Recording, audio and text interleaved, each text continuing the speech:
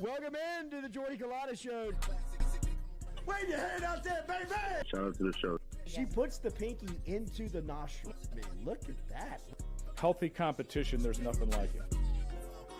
Y'all grow up. The line's wrapped around the stadium. Different strengths. Mm-hmm. I just lost a tooth. It's going to be fun. You know, we might have a story. I love what you're doing. Ogeron wants to take us fishing this afternoon. Sharif, you play for the bad boys of the SEC, man. We don't apologize to anybody. A lot of people are saying you're going to be wearing number 7. I don't really know. I want to. He look crazy, Bill. Good feet on the old man. Definitely come back. I love. We'll be right back with the Jordy Culotta Show.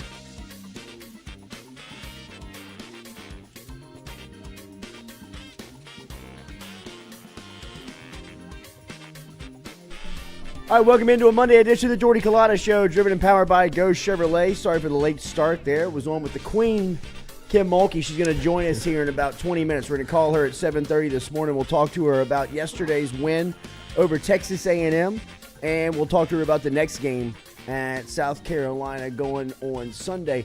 Does she like the week off? We'll talk to her about it coming up here at 7 a.m. this morning. Lots to get to. Appreciate you starting your week here with us. As always, we're driven and powered by Go Chevrolet. Check them out online at GEAUXChevrolet.com. Go Chevrolet, proud supporter here of the Jordy Culotta Show. Of course, great truck selections down there in LaPlace, Louisiana, and you can always search all of the inventory. They got a couple of dealerships up in Tennessee that you can search from online at GEAUXChevrolet.com. Our phone line's brought to you by Metropolitan Health Group. Looking forward to our conversations today. As we said, Kim Mulkey will be here at 7:30 this morning. Then we're going to talk to Brody Miller at 8 a.m. as Miller will stop in. It's been a minute since we talked to Brody from The Athletic. We'll recap some of the offseason stories from LSU football. With Brody, we'll also get his thoughts on spring practice coming up, and we'll dance around the league and get his thoughts of guys landing in and out of the transfer portal. Just a lot to get to with Brody Miller. So if you have a football story that you want to hear about, get in touch with us through the chat. As always, if you're there, make sure and hit that like button, share button, comment button, subscribe if you don't mind. Got some basketball news to get to, but the Pelicans get off the schneid against the Lakers on Friday night. LeBron in town. Katie was there. She'll be here in the second hour, so we'll get a little bit of recap from her, who was there on Saturday. They beat the Lakers on Saturday. Follow that up by destroying Sacramento last night as Trey Murphy goes nuclear, scoring 30, 136, 104. So we'll talk a little bit more about the Pelicans coming up when Katie shows up at 8 a.m. this morning. Pro Bowl last night. Flag football, NFC, gets Horrible. the best of Peyton Manning. You're off of it. Huh? You're off of it? Yeah, I'm off of hated it. I'm not going to say I hated it, Horrible but like, strong, though. yeah, but Peyton was very He's mad. pissed. He did not want to lose. He didn't want to lose. I think losing to the little brother was something that he knows he's going to have to live with. You're going to have to hear about, for sure. I mean, losing on the big stage is something that he suffered from during his career, that is some criticism that he has fallen from. He thought that he kind of got jobbed by the rules there at the end. But I will say this. I kind of liked it. I liked it. I was down with it. They don't want to hit. Yeah, I mean, And if you got to get and hit. I'm good with that. You know what I mean? Like, if they're not going to play physical and don't want to be physical, which I understand. Yeah. You know what I mean? I mean, you're asking them to play 18 regular season games. Some of these guys are going to the playoffs, so you're extending those weeks by, 2, 3, and then if they, make it to the AFC, NFC title game and don't get through, I mean, that is a long, long season, and to throw the pads on again and go through a physical contest when it just doesn't mean a lot, I get, I don't think that I'm entitled to that by an NFL fan. I don't think that I deserve that. From being and watching the product. I understand that I would much rather them healthy. I would much rather them in good spirits wanting to play rather than being out there, kind of putting themselves out. But I would love to see their athleticism. I'd love to see their strength. And I think, some of the things that this Pro Bowl did in Vegas by, testing those abilities through some pretty creative ways and bringing some people back was at least some effort of trying to do something new. It's not going to be what it was. No. It's not going to be the game down in Honolulu where, you're voting your favorite players in and they're going to play 4 quarters of football. It's no more Sean Taylor hitting the punter in the open field. You know what I mean? Like, you're not going to get that Pro Bowl ever again. It's not what it was. So, best out of 3, flag football, bringing in some old personalities of the game like they did, letting Peyton and Eli coach and having, guys like Matt Leinart I saw around throughout the weekend throwing passes to Justin Jefferson off of, the Eiffel Tower, the Eiffel Tower in Vegas by Vegas' standards on the Strip. But, look, this is a tough draw, I think, to pull people in. I mean, even the most passionate football fan is tough to hook on a Pro Bowl weekend. Yeah. This is like, I feel like this new Pro Bowl format is more like bring your kid and make them ingrain them into NFL fandom and show them their favorite players or stuff like that. Like for a regular fan, they probably I didn't even watch. I don't even really know what events they had, what they did. I know they played a flag game. Yeah, they were that doing cool. best catch, and they were doing strength competition where they were pulling weights. I mean, it was.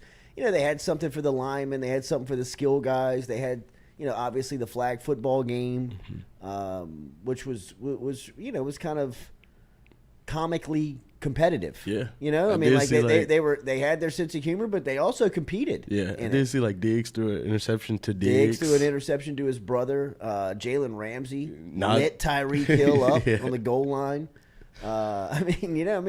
They had some moments. Obviously, the Peyton Manning moment at the end, being pissed at the officials for not sticking to the rules. I think it's just kind of epic Manning. That's paydogs.com. But I mean, Coach, there's a 3-minute window 2-minute window where he's like fuming. Like, you can kind of see where like people start shaking his hands where he's kind of like, all right, this is the Pro Bowl. Like, I'm not even playing. Yeah. I'm the coach here. This is kind of a gaffe. I'm taking this a little too what seriously. I mean? But I mean, like, he's like taking his hat off. I mean, he was wiping his head. 2 minutes. He was in it. Like, I mean, he broke the rules. He can't do that. I mean, it was. He's working the refs. They dumped the Gatorade on Eli during this moment. I mean, it was good TV. Pat McAfee. Oh, he's like, he's narrating it. He's like, Peyton's pissed. Peyton is pissed. They're made for TV. Though. They are. They really are.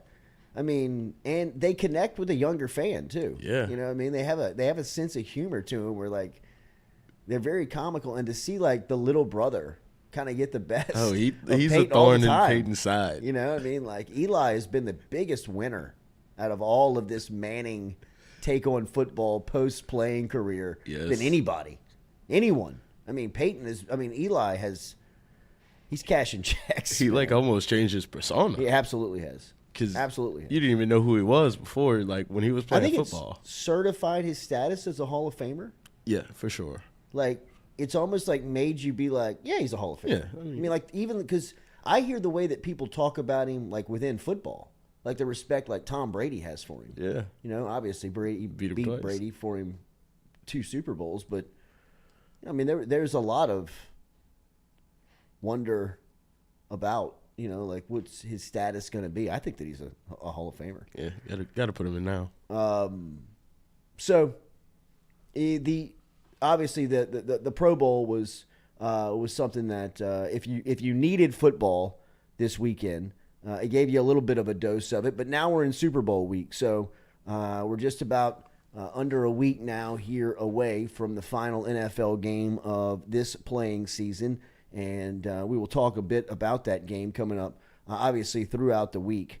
But I would say that the early play here with Philly and KC is Philadelphia is the favorite. Right? Did I see that right?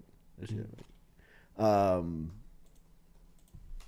And going into Arizona, I think it's going to be a really good game. I think that Mahomes, obviously, with the injury, was something that we talked about in the AFC Championship, but I think now, obviously, with the week off, and the ability to rehab that, obviously he'll be shot up and taped up.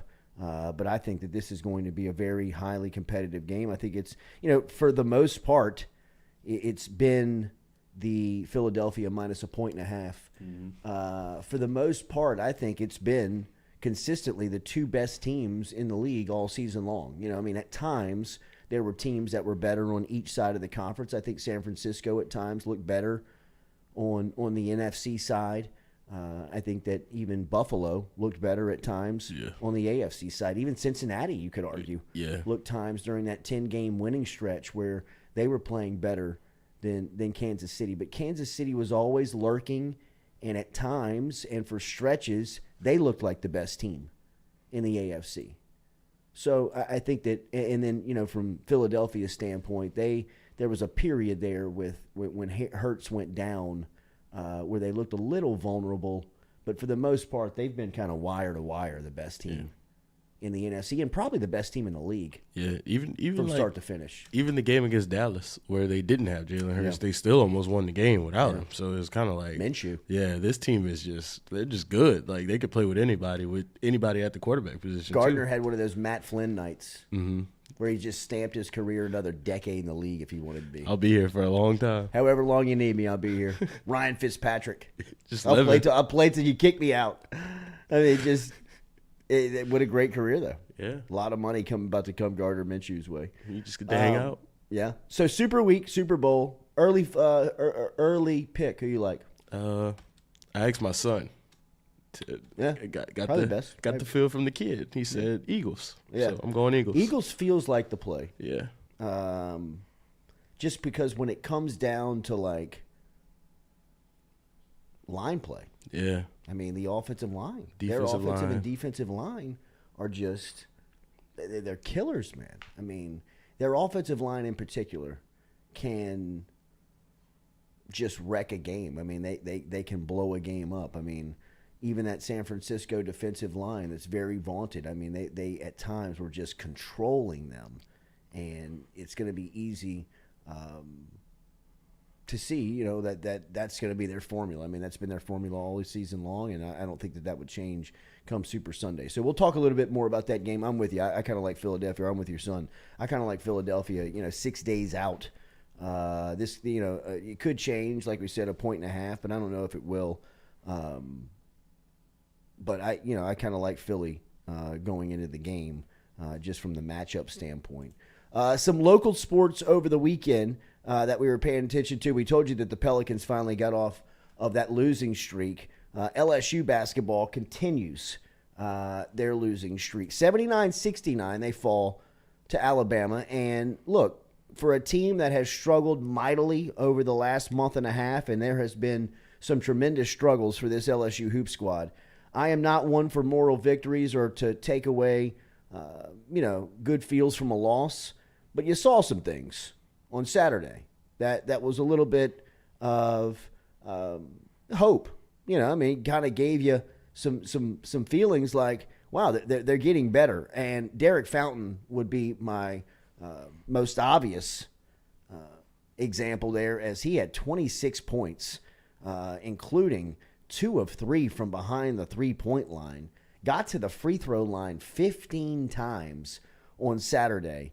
In fact, he was putting Alabama. He had Alabama confused. I believe he drew like 9 fouls on Alabama's defense. I mean, they couldn't, for as good as Alabama is, and Alabama is special. I had some people that were at the Maravich Center watching Alabama play because they wanted to go in there and see a potential Final Four team just up close.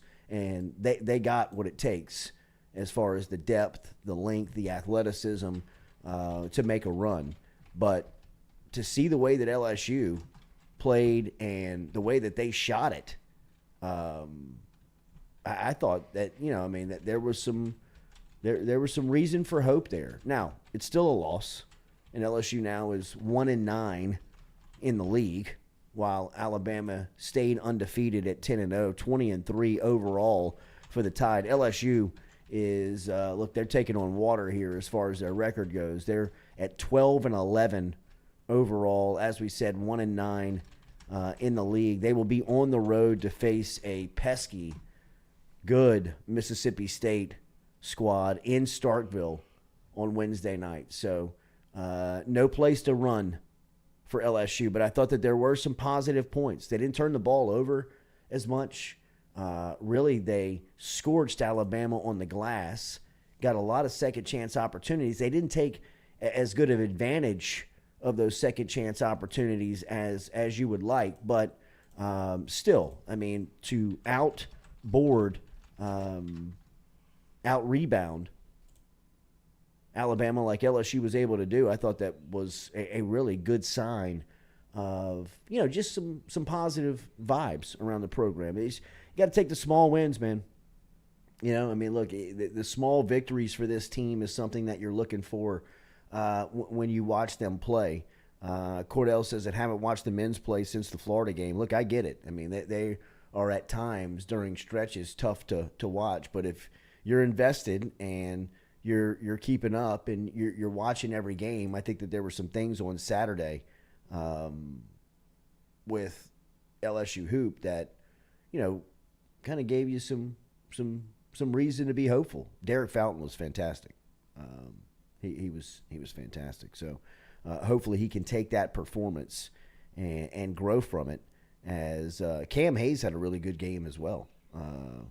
As he had 8 rebounds in just under 30 minutes of action, had 15 points. Just to see some new faces and some guys making an impact, I thought was another kind of positive to take away from the day. But like I said, they still fall. They still fall and, have not been able to, I don't know if they won a game in the month of January. It's tough. February. Here starting February, I don't think so. They won a game. They lost. They've lost 10 straight. So, like I said, they'll be at Mississippi State on on Saturday, or excuse me, on Wednesday. The ladies, will be at South Carolina on Sunday, and this is going to be a showdown, right? I mean, now you're talking about two of the last and remaining undefeateds in women's college basketball. South Carolina beat UConn over the weekend. The Lady Huskies are number 5 in the country. South Carolina is built a little different than everybody else. I mean, they are a senior-laden group. Even the people that come off the players that come off the bench for South Carolina have great experience. Obviously, they're the defending national champs. They are long, they are big, they are athletic. I mean, they are a hell of a matchup. And I don't know why this happened from LSU's scheduling standpoint, but they have the week off here. There's no midweek game. They don't play on Thursday night this week, which probably comes at the best time. I think if you've watched LSU ladies since that Tennessee game, Georgia in overtime, and Texas A&M yesterday, they got some heavy legs to them. I mean, they look like they could use a little bit of a break, and it comes, in my opinion, at the exact moment when they need it. I could be wrong. We're going to ask Kim Mulkey if she agrees here in a couple of minutes, and she'll stop by at 7:30. But LSU stayed perfect yesterday. They beat Texas A&M 72-66. Aggies are in last place in the league. I mean, they're struggling over in College Station. As we said, LSU now undefeated both in the regular season and in SEC play. And obviously they will have their toughest test in South Carolina on Sunday. These are the only two undefeated teams in college basketball and women's college basketball. This is something that will be in a perfect television spot, I believe, at 1 o'clock on Sunday afternoon on Super Bowl Sunday, where, I mean, think about how long of the day Super Bowl Sunday is. Whether you're at a party, you're hosting a party, you're going to a party, you have something going on, whatever it is, Super Bowl Sunday usually is like watching grass grow, like watching paint dry. I mean, on trying to get to the game, especially since they've moved this thing back to nearly midnight before they kick it off. I mean, it kicks off at 5:30 in the afternoon. So at 1 o'clock on Super Bowl Sunday, as you're preparing your food, your dishes for whatever Super Bowl get together you're going to or hosting, this on in the background, or obviously as the primary viewing point, is going to be, I think, as good of a rating as college basketball will receive for a regular season game, just because of its placement, just because of where it is, the day, the viewership that they will be open to. I think it's going to be a huge it'll be a huge number. I can't wait to watch it. I think it's a great barometer and measuring stick for where LSU is. I do not anticipate them going in there and shocking the world. I think this is going to be a highly competitive game. And South Carolina, if you have seen them play, I mean, they're different, man. That's a different group. They're very, very old. They're very senior group, veterans. I don't mean old in a disparaging way. I just mean they've got great experience. So, I mean, with Stanford got beat over the weekend too. Mm-hmm. I'd imagine the new polls will have this is a 1 versus 2. I mean, you know, this potentially could be a 1 versus 2 matchup with LSU South Carolina. So, what an incredible rise to get to this game over the last 17 months since Mulkey has been on the job.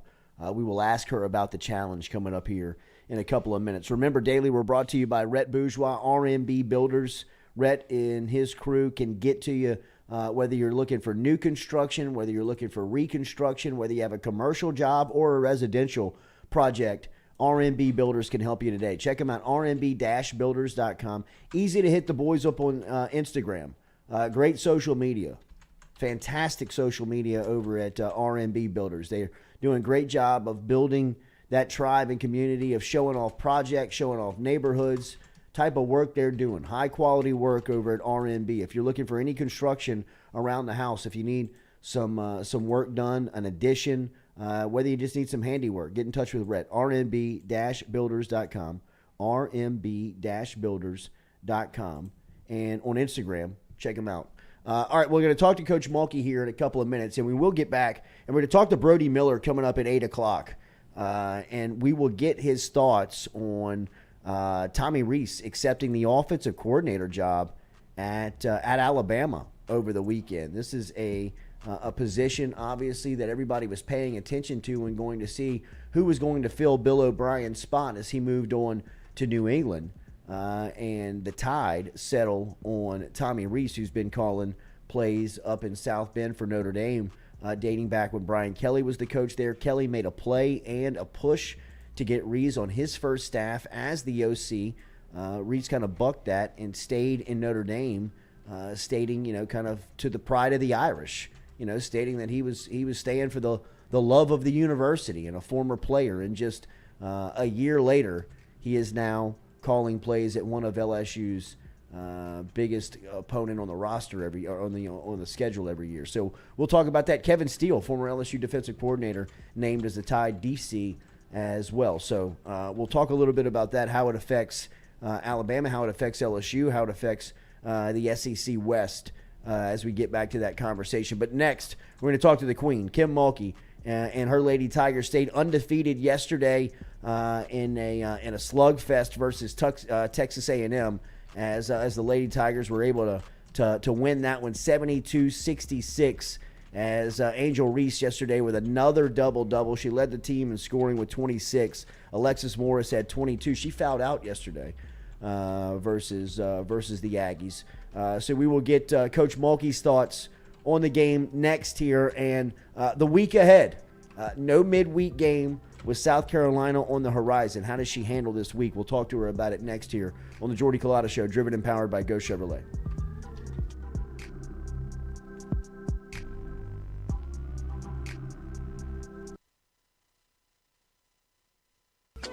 Are you looking for sound financial advice? Then get in touch with Daniel Newman of Edward Jones. You can call him today at 225-261-8262 or email him daniel.newman@edwardjones.com. If you're planning for retirement, saving for college for children or grandchildren, or just looking for sound investment opportunities, get in touch with Daniel today, 225-261-8262, located on Magnolia Square Drive in Central.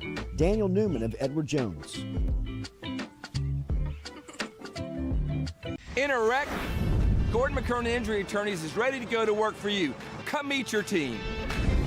I'm your intake specialist. I coordinate your case and connect you with your attorney and paralegal. That's us, your legal team. Thanks. And we'll fight to get you every dollar you deserve. I'm your settlements and disbursement manager, and I'm here to get you paid on time. I'm attorney Gordon McKernan. Put our team to work today. Just call us. Get it done.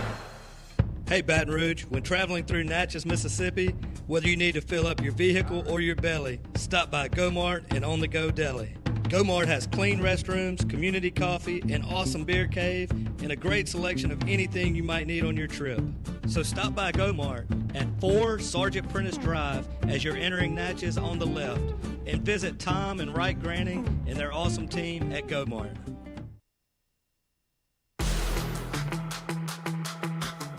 Donaldsonville Glass and Body, the trusted name in frame, body, and automotive paint repair since 1977. They have served their customers for over 45 years. You can find them online at dgbauto.com or stop in and see them Railroad Avenue and Division Street out in Donaldsonville, Louisiana. Look, they can help you with your insurance claims. They can make the repair process as stress-free as possible. I'm speaking from experience here. I've got numerous windshields, body repair, all done by Kenny and the crew over at Donaldsonville Glass and Body. They are, without question, the most well-equipped shop in the area. Stop in and see them today. Shop them online, dgbauto.com, or stop in and see the crew over in Division Street in Donaldsonville, Louisiana. Donaldsonville Glass and Body.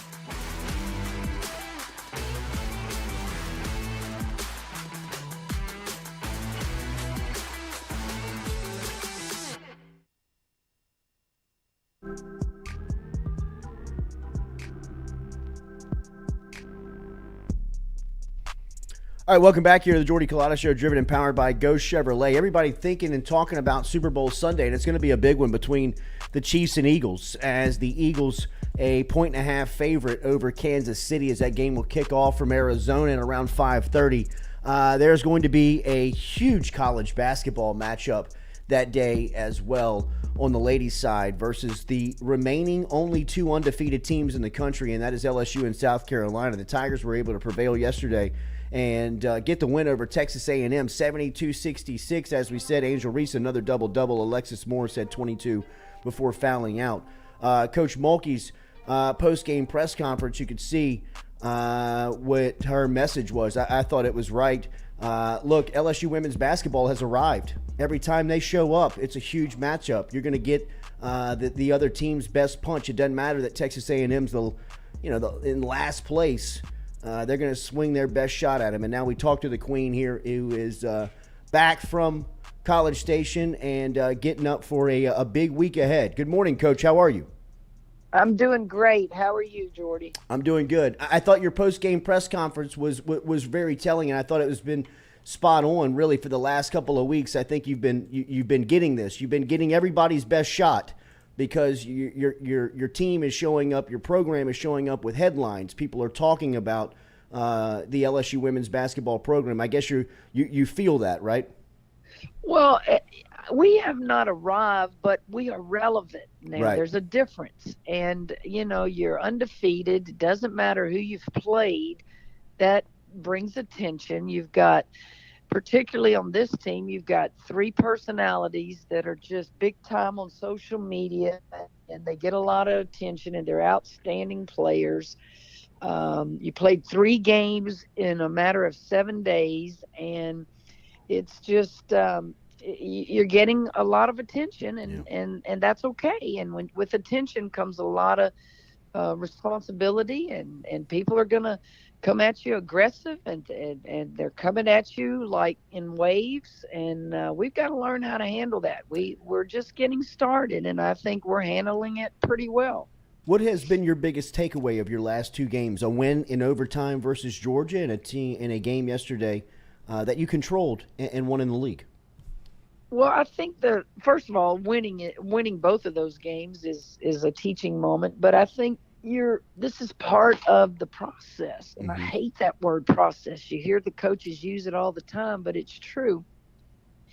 Part of it is you have to go through these difficult games to get better. And we took 2 teams outstanding, 3 actually. If you go back to the Tennessee game, we took their best shots, in my opinion, and it tells you a lot about yourself. It tells you about how you're going to handle yourself in tough moments, and it's fun to watch. I would say these things even in losses. Is that we're okay. We're a pretty good team. We're pretty talented, but we've got a long way to go. Not sure why, but I guess, is this good timing for you to have midweek off and focus on Sunday, or would you rather play this week? I would love to have this week off. Okay. Yeah. I'm glad we have this week off. Having just played 3 games in 7 days, we need a little time to take a breath, and the kids are off today and tomorrow, and we'll get back in that film room on Wednesday. Now South Carolina has to play this week. This just happened to be our bye week. And then they of course played out of conference yesterday against UConn, so they have to turn around and play in conference. I don't know when their game is, Thursday maybe, and then we play them on Sunday. 6 days out, what's your thought of this team as you just begin to scout them? I'm not negative Nancy. I'm more of a realist, Ruth. I don't know if anybody is capable of beating South Carolina this year. They're that good. Wow. They have that much depth. They've played just everybody they can play on their schedule to prepare them to win their 3rd national championship. Going to their place, it's already sold out, over 18,000 people. What it will do for us is be a gauge on how good are we, what we have to do to be in South Carolina's company, and that's how we will prepare. We will not go in there with a defeatist attitude by any means. I will always refer to the 2005 national championship at Baylor, playing LSU, who was the best team, who had already beaten us earlier that year. It's a one-game season is how we will approach it, but it is not, if you lose, oh, you're terrible. Sure. And if you win, oh, you're going to win a national championship. It is for TV a great game, potentially the 1 and 2 matchup in the country, 2 undefeated teams. What else can you say? It's good for TV. Yeah. And we're just going to go in there and see how good we are and play hard and see what happens. I know nothing of the backstory here. I'm just kind of reading the press on this. Dawn Staley, there seems to see, just judging outside, and I'm just, it looks as if she sees LSU women's basketball now as a threat in the league. Do you feel that? Do you have a relationship with her? What's that like because of your status within the league and now what she's been able to accomplish over the last few?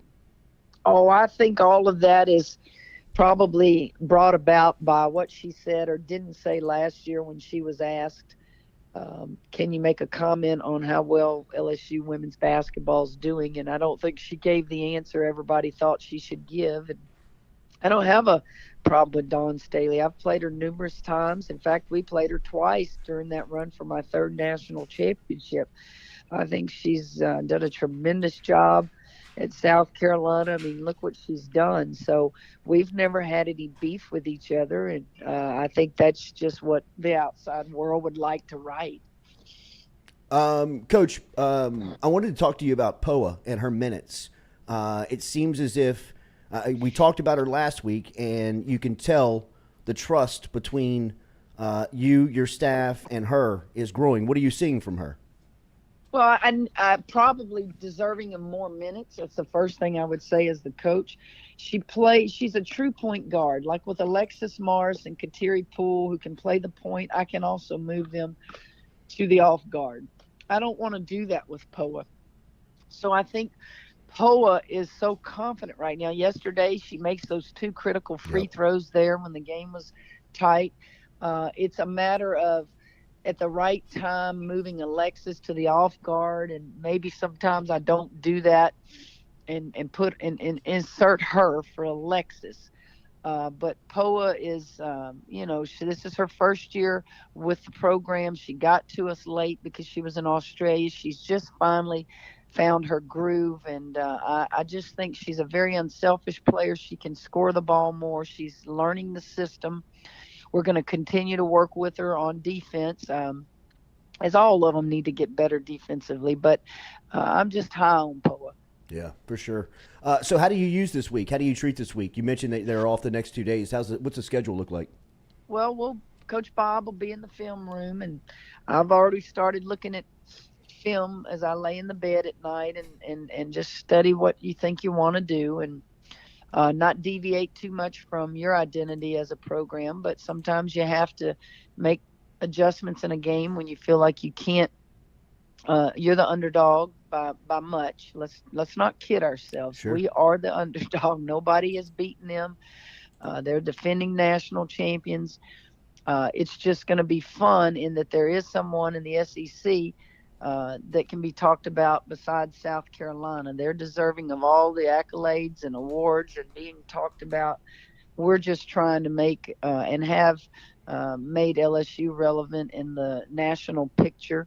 But again, Jordy, we've only won games. We haven't won any championships, but it's fun to watch the excitement in the community and across the country for LSU women's basketball. Yeah, for sure. I'd imagine this is a big time in recruiting, Coach. I know that your class is signed for next season, and it's highly decorated and very well respected. How do you use this time in recruiting? Well, you look at the week and you see who's playing. High schools are just now finishing up their regular seasons. Do you save visits and evaluations when they get to the playoffs? just use it wisely. You're always recruiting. You're always on the phone. You're always text messaging. You're always talking to coaches. That's just that never stops. Pick and choose when you need me to go out and see players. So yes, we will do all of that this week. But again, having a couple of days off sounds good, but it's not any different if we didn't have days off. That's just what we do. And then this goes on all the way through summer because the transfer portal usually gets really busy after the season when people start deciding to leave schools. Does that change, Coach, as you're recruiting now? You've had a chance to be on campus and really sell the program, and obviously you're experiencing the fruits of that, getting some of the top high school players in the country. How do you now start to shift the portal with your classes coming in because of so much work you had to do in the roster management when you got here? When do you get the reins of it with what you're doing in recruiting? Well, yes, it's changed. I mean, you never know. You know, we could lose players. That's just the nature of the beast now. What it does in the summer, it used to be that you spent the majority of your time sitting in gyms watching AAU tournaments. Now you still do that, but you have to bring in transfers to campus and try to, get them to choose your school. So it's just added work is what it is. On top of that, you have your camps in the summer. So, it's different, but it's here to stay. I don't want to get you any trouble, but I'll just say it. Another BS technical yesterday. Have a great week ahead, and we're looking forward to the matchup on Sunday, Coach. And her technical, I don't mind telling you what she said because I went back and looked at it on film. She scored, she was backpedaling, and she said, "and won." That's it. I mean, and I laughed. And I said to the coach, after every game, we evaluate officials. We send it in to the supervisor of officials in the SEC. We're quite aware that people are complaining about Angel trash talking. But I'll say it again. I have heard worse. There is worse going on. Well, I just think it's a not personal. I think each referee is different. Yeah. And I'll say this in defense of refereeing. I watched the Tennessee-Auburn men's game, and there was some tussling going on between Tennessee big guy, and then they broke it up, and then a few seconds later he scored. And if you watched him, he's running down the floor, and he gives the too little sign, too small. That's the new thing where you put your hand down low. You may not even know that, Jordy. Right. You put your hand down low. It goes on all the time. And for the first time, I saw official give a technical, and the guy never opened his mouth. He just ran down the floor like, "You're too small to guard me." So I don't know what's going on. I don't know if taunting is the big word. It's usually one big thing going on. So whatever it is, if Angel keeps doing it and they call it technical, I'll have to address it. But those things will be addressed. But again, I'm not going to take her passion away. Were you a good trash talker as a player? Oh, yes. That was part of my game. You have to remember, I never wanted to embarrass my institution, my coaching staff, my family, or anything like that. But that's what competitors do. You may not see as much of it that's going on. But with TV cameras now, a lot of it is caught.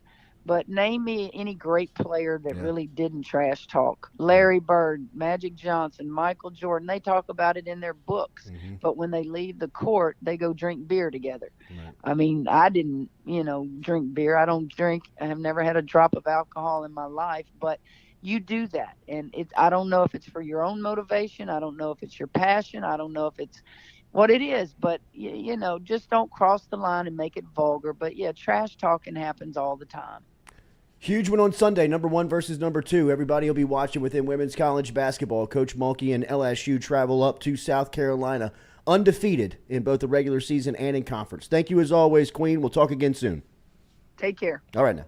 There she is, Kim Mulkey checking in. LSU women 23-0 after yesterday's win versus Texas A&M. They face off against South Carolina coming on Sunday. That conversation brought to you by our friends over at City Cafe. Stopped in and saw Squeaky and the crew yesterday as they were celebrating a legend, Mr. Fournet, over at St. Thomas More, retired after 42 years as being the athletic director over at St. Thomas More. They had a crew in City Cafe last night, man. They had about 50 people in there celebrating from everybody around. It was good to see a bunch of the familiar faces in there, but that's what you see when you go out to City Cafe. A lot of people you know, where good friends go to meet, where good friends go to eat after Little Jays basketball tournament, where the Our Lady of Mercy Blue Jays capture another championship through this tournament circuit, this Catholic League tournament circuit. 4 out of 5, Stewie, as they took home the St. Thomas More championship yesterday. So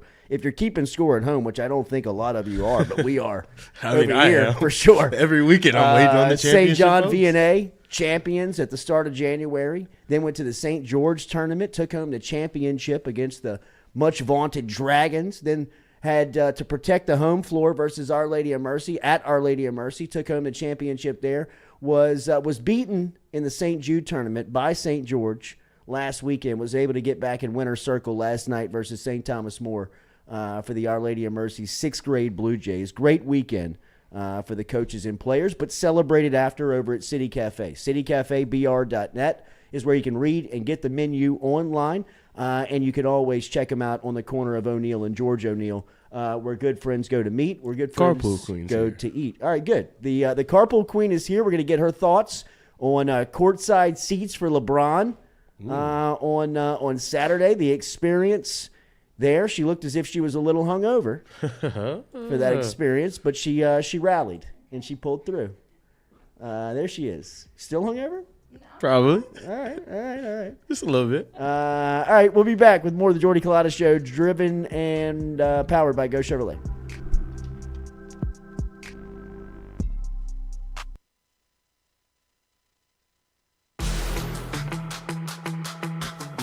Donaldsonville Glass and Body, the trusted name in frame, body, and automotive paint repair since 1977. They have served their customers for over 45 years. You can find them online at dgbauto.com or stop in and see them Railroad Avenue and Division Street out in Donaldsonville, Louisiana. Look, they can help you with your insurance claims. They can make the repair process as stress-free as possible. I'm speaking from experience here. I've got numerous windshields, body repair, all done by Kenny and the crew over at Donaldsonville Glass and Body. They are, without question, the most well-equipped shop in the area. Stop in and see them today.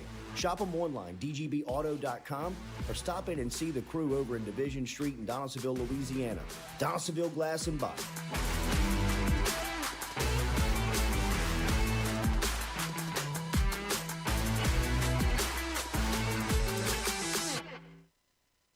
Red Stick Sports, a local staple in Baton Rouge to all sports fans, was founded back in 1981 and has remained a family business for over 40 years. Today, they still have the great selection on the floor, but they're also a leader in custom apparel for businesses, sports teams, and other groups. Take it from us, everybody over here at FM Digital Media. They help us out with all of our apparel. Let them help you out today. Go ask for Cody over at Red Stick Sports. Check him out online at redsticksports.biz. I was embarrassed about my smile. Are you unhappy at yours? Do you not smile back at yourself?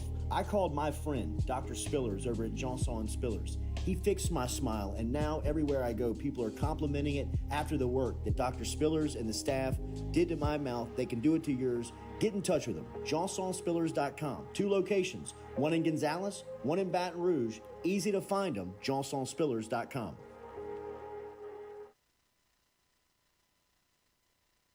We're all from different places and backgrounds. We've each experienced our own versions of life, but in the end, we're all on the same team. I'm part of that team, along with these players in purple and gold. Kayshawn Buddha, Malik Neighbors, Miles Frazier, Kyron Lacy, Greg Brooks. Whether on the field or in the courtroom, your team matters. So join our team. Make a difference. Bet. Let's get it done. Are you looking for sound financial advice? Then get in touch with Daniel Newman of Edward Jones. You can call him today at 225-261-8262 or email him daniel.newman@edwardjones.com. If you're planning for retirement, saving for college, for children or grandchildren, or just looking for sound investment opportunities, get in touch with Daniel today, 225-261-8262, located on Magnolia Square Drive in Central. Daniel Newman of Edward Jones. In a wreck? Gordon McKernan Injury Attorneys is ready to go to work for you. Come meet your team. I'm your intake specialist. I coordinate your case and connect you with your attorney and paralegal. That's us, your legal team. Thanks. And we'll fight to get you every dollar you deserve. I'm your settlements and disbursement manager, and I'm here to get you paid on time. I'm attorney Gordon McKernan. Put our team to work today. Just call us. Get it done. Hey, Baton Rouge, when traveling through Natchez, Mississippi, whether you need to fill up your vehicle or your belly, stop by Go-Mart and On The Go Deli. Go-Mart has clean restrooms, community coffee, an awesome beer cave, and a great selection of anything you might need on your trip. So stop by Go-Mart at 4 Sergeant Prentice Drive as you're entering Natchez on the left, and visit Tom and Wright Granny and their awesome team at Go-Mart.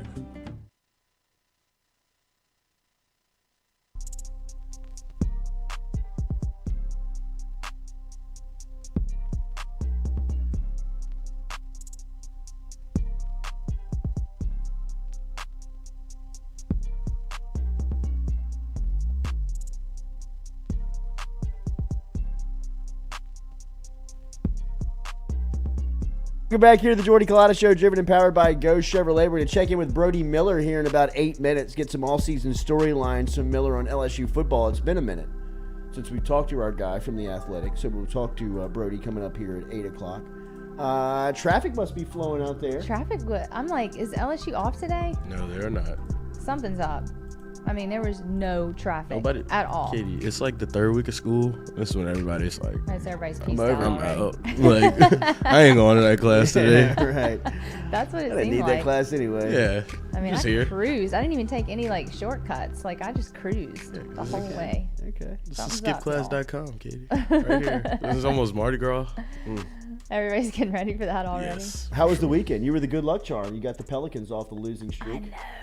It was so cool. I mean, the weekend was good. Had a Mardi Gras ball Friday night, so I was extremely hungover. I actually took a little nap in the parking garage before the Pelicans game. Good time management. Yeah. Yes, like we pulled up. I got great. about 20 minutes in. Yeah. Yeah. The Slide the parking seat attendants, thought something was up, but it's okay. Yeah, right. We had courtside for the warm-ups, which was super cool, and then we moved up to a suite. But man, when they took those warm-ups off and I saw those unis, I lost it. Those are the best uniforms I've seen in the NBA. Whose? The Lakers. The Lakers. The my baby blues? Yes, the all whites Katie, with that the hell sheen outta and the here. baby blue and the gold. Oh my gosh, I was obsessed. Are you serious? You don't like those? I Come mean, on. over there, purple and gold? Yeah, No I way. like them. Yeah, I'm into I'm it. old school Lakers. I like the old Baby blues? gold Lakers. I'm all for the old gold Lakers. Just gold with the Lakers on the front. Like Magic? yeah, like Yeah, the old yeah. school jerseys. Absolutely. The white With the that's shadows. just With the shadow numbers. Yeah, that's just a throwback. I think LeBron actually had it worked into His deal. Lakers deal when he got back there that they had to go back to the retrofit and branding of the Lakers because he had like the Really? Magic Johnson stacked number. I think the Lakers uniforms could be argued as the best in sports. They're good. They're good. I mean, like This was just a variation of those, but they were no. still good. And look, I used to love to watch Kobe play in the offsets, but I mean, like there's to me, I think that the Lakers have top 3 uniform in sports. Yeah, they're just so recognizable. So very know? recognizable, but I mean, like they're beautiful. Yeah. You know, I mean, They like are. it's a great. I mean, without even the LSU allegiance. Yeah, I know. Like I mean, like the purple and gold Yeah. standard, the old Converse weapons that Magic Johnson used to wear are still to me. Maybe, I mean, I guess Jordans, but I mean, it as far as aesthetic, the way that it looked. Yeah. It was an incredible shoe. Yeah. I mean, like teamed with the Lakers uniform, and like Magic used to like pull the purple and gold socks up on it. Yeah. I mean, it was they looked. I'm going all the way They up. looked today. awesome. Awesome. I would wear one of these jerseys if I could get my hands on one. You could probably get your hands. One of Oh, these you could easily get whites fairly with the easy. baby blue. Man, they were fine. That's actually when they were when they were in Minneapolis. That was the colors? That was their like when they had George Mikan Uh-huh. was the center for the Lakers. That So- was their uniform. Why'd they pull them out Saturday? I guess Did they just have the 'cause they Lakers on go the front of it, retro. or did it Yeah, have Yeah, it had Lakers in It was blue Lakers. on the front of because it. they were the Minneapolis. That the Lakers I want to say, are named the Minneapolis Lakers because of the Because Great of Lakes. the lake. Yeah, I mean, right. it's got to be, Yeah. right? They get started like Oh, over yeah, I there, thought and about then they that just moved the too. team Yeah, and then to they moved to LA and they kept it. Yeah, because there's no lake there. No, it's kind of like the Utah Jazz. Yeah. We want that back. I bro. know. It was a cool game. I mean, have you ever seen LeBron play? Was that your first no, time? that was my first time. How incredible is he? He's so incredible, but I kind of expected more. I mean, I kept watching his points, thinking like, is he going to break the record? David was like, he's not going to break the record tonight. He needed 61. He did. I know. I mean, it could have happened. No, he needed 63. Yeah, That's right, and his 63. high is 61. Right. So I mean, could have happened. Poor Anthony Davis, though. I love him too. He's one of my favorite players. Katie. And man, they were so mean to him. Katie, Why? Just because he left, y'all are mad about it? but he's just not a. at all. Oh, he's I've just loved a him since baby. The Kentucky, way though. he left. I know. He handled that. I know. Totally wrong. And for him to think that he can come back to a city like New Orleans and ever get a response other than he got on Saturday. He got it. Then, I mean, what did you do while you were here, Anthony? Right. I mean, like, you knew the makeup of the city. You know how the city rolls. Yeah. The way you turned your back on New Orleans in the last 3 months that you were here, you set yourself up for a lifetime worth of booze. I know, he Man, really did. he will never be liked. in No, New he Orleans. won't. I mean, But that's I just like the way him. the city rolls. I just think he's an amazing player. I've followed him since Kentucky, and I just love watching him. Loved watching LeBron. I mean, like, everybody was Did he just play? fabulous. Who? Anthony Davis. Yeah. He was in the played. game. He Yes. dressed out and played. Yeah. Okay, well, I mean, that's Took a- that's a Well, I know. major I question. know. He took a shot It's in like the questionable. second quarter, and it was like, oh God, he's hurt. He's hurt. Like he like laid on the ground. He did the whole thing. Well, he was on the injured list going in, but he wasn't out. That's because he's a, I don't want to say that word on here, but A big baby. we know what he is. It was No, a great big game, though. flower. I mean, that was an exciting win. So fun to see. And, And then they rolled Sacramento last night. Yeah. Beat the hell out of Are you the Pelicans' good luck charm, Katie? Maybe. What'd you tell him before the game? I'll never tell. So with courtside seats, like they like rope y'all off. So they take it. They just like someone that works there leads us down for warm ups and like tells us we can sit on the front 2 rows, and then we sit there and watch warm ups, and then they lead us up to the suite. It was cool. You did ask for an autograph? No, All of them it out wasn't there. like You that. saw all of them. Yeah, it was cool. I mean, we kind of made it till close to the, I don't know, like maybe 20 minutes before game time, 10 minutes before game time. It was really cool. It was a good experience. I was so excited to see LeBron in person just because I never have, so I was pretty starstruck. Yeah. How big is he? He's huge. Yeah. I mean, He's huge. Not only They're that, all huge. The thing that I thought was the most impressive about LeBron is his speed. Yeah. Like He's you have freakishly no athletic. idea how fast he is. He's a freak. Until you see him in person, and the amount of ground he covers It's when he runs crazy. is truly intimidating. But he makes it look so easy too. Yeah, well, I mean, that's the that's the thing. I mean, athleticism it part was of like it. he was just practicing. And I mean, he would go over to the side and like put his leg up on the ledge to tie his shoe. And I swear, like 5 photographers, they're down on the ground, like getting like shots going up. Like I mean, he can't make a move. He can't move. He cannot make a move without everybody on him. That's LeBron. It is LeBron. It's to be expected. It's All right, LSU amazing. football has had a pretty pretty good offseason with transfer portal, recruiting, and with spring football coming up. Brody Miller covers the Tigers for The Athletic. It has been a minute since we have checked in with Brody Miller. I believe we have him now, don't we? I Yes, we see do. him up there. We do have him. Let's see if He's we can go waving. to Brody Miller. Can he hear? You can obviously hear He us. can That's hear a good us. thing. All right, did we cross back over from phone to video from Kim? back, All we're right, back. Stewie. All right, Stewie. Let's go to New Orleans and talk to our boy, Brody Miller. Brody, good morning. How are you? I'm doing well. How are you guys? Nice. Doing good, man. There's a lot to get to since it's been a while since we've talked, and LSU has had a heck of an offseason, recruiting, transfer portal. They've lost some guys as well. Let's start with high school recruiting. Brody, what did you make of Brian Kelly's first cycle as LSU's coach now that National Signing Day, both of them, have come and gone? What did you make of the group that's coming in? Yeah, I mean, obviously, when you have a top 5 class, it's a win. That's a W, especially because that was such a doubt with him. I think every signing class, there's this like every February, there's an element of there's always one or two guys you're going to miss on, or at least December, I should say. And then it's easy to get like hung up on that but you have to step back and realize everybody's missing on a few guys. Everybody's landing a few guys. So the Desmond Ricks thing kind of like tainted it a smidge and losing some of those D linemen. Yeah, it's not a perfect class, but I think they did a really good job of between both high school and the portal, getting younger at the cornerback room with Taviano and several other guys. I think they did a really good job there. I love what they did at edge rushers. So that next generation of edge rushers should be fantastic, quite frankly, between Womack, Howard, and so on. And obviously receivers a massive strength. So I think Brian Kelly and co did a really good job of kind of going national with this class, but still very much landing a good chunk of the best players in Louisiana. Yeah, I think it's a really good sign that this is his first real cycle. And they're, I think several staff members there will tell you they were very happy they were ahead of Notre Dame, for example, and things like that. So, yeah, I think they did a really good job this class. Obviously, I think they would like to have done better at D-tackle. I think they missed some guys there, obviously, and they would have liked to, finish your Ricks, but pretty good class. Yeah, for sure. Now, they do some damage again in the transfer portal. They pick up some really key guys that can come in here and play immediately. Like Spates at Oregon State and Denver Harris out of Texas A&M. What did you make of the work that they did in the portal? Yeah, this is where I will give them all the credit in the world. I think 2 cycles in a row, I think they've just kind of knocked it out of the park in the portal, where they've done such a good job of, first off, losing 17 is a tough look from a distance if you're not like too inside baseball. But at the same time, you go through one by one. Walker Howard, obviously that stinks. So there's not that. Walker Howard and DeMario Tolan are the two where it's like, yeah, you're not happy about those. Those aren't great, and you wish you could change that. But you go through it overall, it's like losing those 3 edge rushers, Little, Carter, and Penn. That stink. You're like, oh, that's not good. Your depth's not good. But then you also have to sit back and realize I don't think any of those 3 guys were really starting at LSU quality at any point. I don't think that was ever really going to happen. You go down the list, there's a lot of O linemen who were the backup linemen, and everyone's coming back. You have a lot of, DBs who were just quite frankly never going to play much at LSU. So it's 17, but it's really 4 or 5.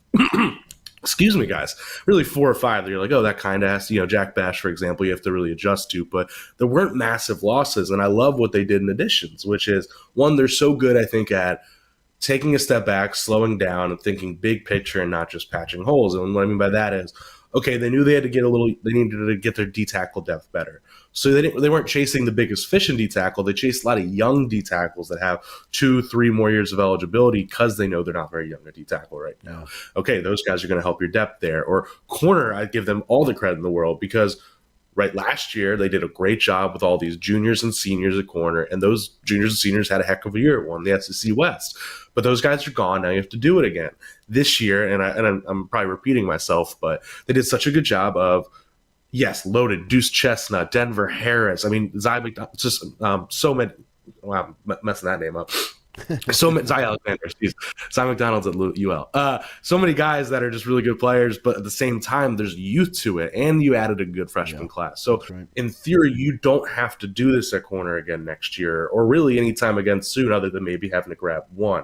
That's what you're trying to do. And then obviously Omar Spates is the biggest home run, arguably of all, where that's just the guy who was a day one immediate, one of the better linebackers in the SEC at your biggest need. So I give them an A+ in the portal just because the way it's you're getting better right now and you're balancing to make sure you're better for the future. That's hard to do in the portal. Do you have water close? I do have water close. I will drink some water. Water break. I've been there, buddy. It's a tough spot to be. I appreciate it. Yeah. It's a tough spot to be. It's like I'm not sick anymore, but I just got that little phlegm stitch. You've been there. Yeah. I got you. I know where you are. The Walker Howard story. What'd you make of it? Him entering the portal first and then ending up at Ole Miss. What do you make of this? Yeah. It's tough. Okay. Losing a 5-star is always going to sting. And by the way, Walker Howard's going to be a really good quarterback somewhere. I know you were high on him, I'm like, he's going to be good. But there's 2 conversations you could have at once there, right? I think very much Walker Howard leaving is slightly a result of it being clear that Walker Howard probably would not be a starting quarterback at LSU for 2, hypothetically 3 years.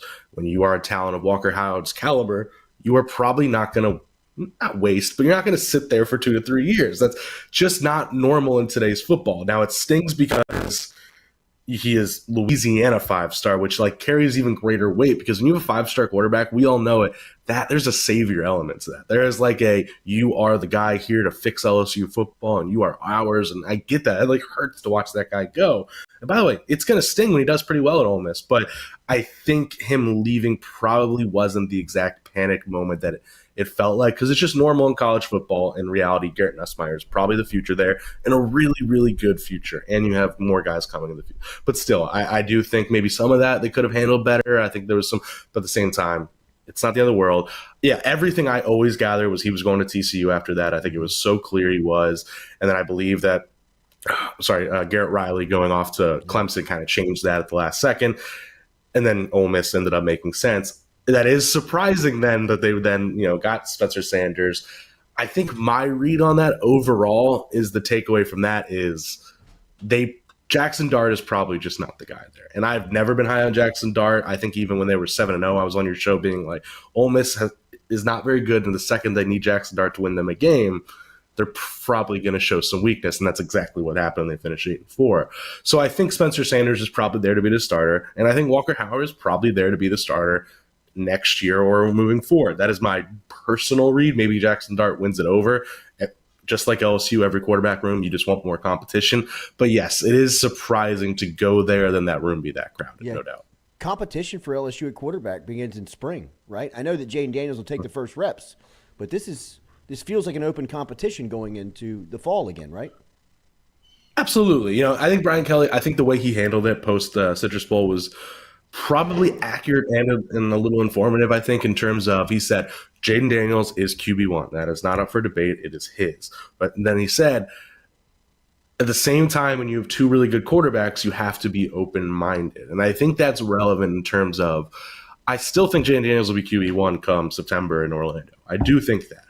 But at the same time, I do think it will be a very real competition. I think Nussmeier staying and Howard leaving, you have to read between the lines a little bit with that and wonder, okay, is it kind of clear Nussmeier is going to have a bigger role this year? I'm not saying maybe he does replace Jaden Daniels. Garrett Nussmeier's really, really good. But even more than that, like, is it going to be a little bit more of a 2 QB thing than it was last year? You saw in the Citrus Bowl how that could look.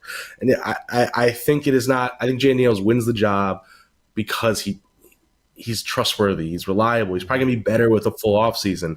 But it's a real thing that Nussmeier's right there with him. I mean, that was a real part of him debating even whether or not to come back, Jaden Daniels, was like Nussmeier's on his heels. That's a real thing. So it's going to be a very legit QB competition. I think both guys are going to be sharing a lot of time in practice. Staff changes, and not ones down here in Baton Rouge that are affecting college football over the weekend that have made headlines. Tommy Rees decides to leave Notre Dame. He's going to Alabama. Kevin Steele jumping ship from Miami and going to end up in Tuscaloosa as well. What do you make of Saban's last two hires? Yeah, the Tommy Rees one obviously is shocking just for a few elements, right? One, you start with guy leaving one of the better jobs in college football and his alma mater to go to Alabama. But two, it has been well documented that Brian Kelly very much wanted Tommy Rees here. And that was one of the first guys he was going to bring down. I forget the number, but they were about to make him the highest paid OC in college football at the time. That much I do know. And Tommy Rees said no. He was going to stay, kind of prove himself without Kelly. He was going to have the freedom under Marcus Freeman. It was like this, perfect utopia thing. And Brian Kelly was very frustrated at his kind of protege. He was angry at him. I mean, that's a reality. And for him to then, a year later, go to Alabama, I have no idea what Brian Kelly and Tommy Rees's relationship is now. I have no idea over the past year. I won't even pretend to. But maybe they was like, hey, you should go take this. But that feels just so fascinating. Tommy Rees, I don't want to overreact to last year because Tommy Rees was one of the better young offensive coaches in college football. And I don't think that just means you stink after one bad year. You have to look at the big picture. So also, I think there were a lot of things working against that offense. Also, that offense got better as the year went on. Still, there is something about both that and Steele combined. I am the biggest Steele guy. I think he is one of the best defensive coordinators of the last 10 years. Those Auburn defenses will never get the credit they deserve for how good they were those 4 or 5 years. But still, it just kind of feels like, all right, Tommy Rees had a bad year, and Kevin Steele, maybe not the sexiest hire in this day and age. But the thing I will always say about Nick Saban, and I think a lot of the best hires is, Nick Saban is not flavor of the month. He does not hire based on what's sexy in the moment. He hires off compiling data and what works. And I think that's kind of what these hires are of. These guys are now underappreciated value almost because But they are really good. And I think you will see, like, those guys will probably do very well. I think you will see Tommy Rees do well with that kind of talent, with Nick Saban. And also simply, like, I think Bill O'Brien just was not meant for the college game, and I think that was a really bad fit. And I think you will see an improvement in Alabama's offense with Tommy Rees. And Kevin Steele, we just know how good he is. I agree with you. And I think Alabama's offensive coordinator role comes with a cachet that it's a very fast track to a head coaching job. Or at least Absolutely. It's it's just a great stage for that.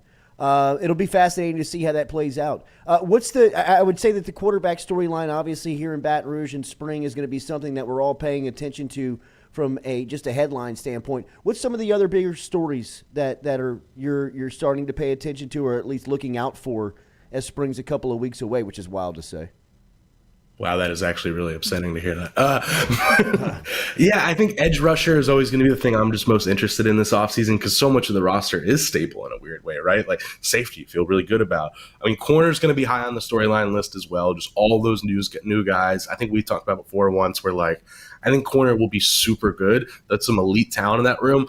But I think fans need to prepare themselves for it's probably not going to be as smooth of a transition as last year's corners were, just because those guys were all like 3-year starters, guys who just came in, Brooks, even Foucher's a safety, but like it was guys who just very much knew how to play football at a high level. Bernard Converse, obviously.